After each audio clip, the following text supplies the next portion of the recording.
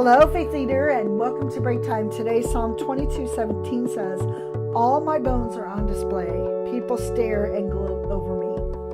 Oh, the experiences of what Jesus walked through. I mean, isn't it amazing? This is one of these prophetic passages that point to what the experiences of what Jesus had to go through to get. And the next one, tomorrow's even, it just blows me away when I search and see how Jesus was in the Old Testament. Here he is in David's Psalms. He shows up. And you can't help but to think, man, David had these pictures of what Jesus was going to go through. And knowing today that we have pictures of what Jesus went through. But our Savior is remarkable in the sense that he knew the very people that were persecuting him were the very people that he came to help.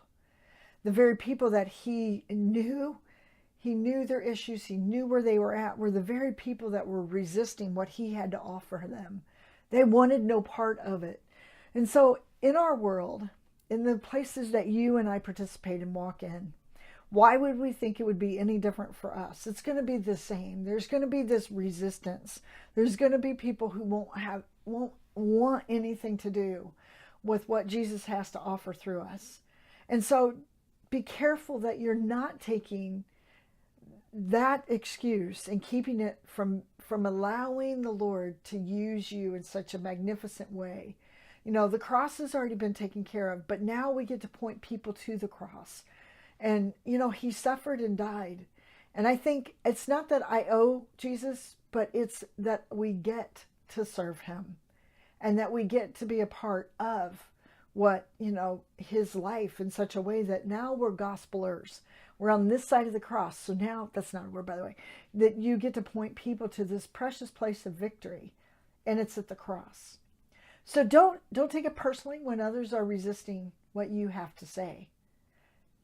Just be obedient and leave those precious results into the Lord's hands, to the place where they're the ones, that someday are going to have to answer for what you have said. So be cautious stop sharing the gospel simply because you're afraid of the persecution amongst the gospel.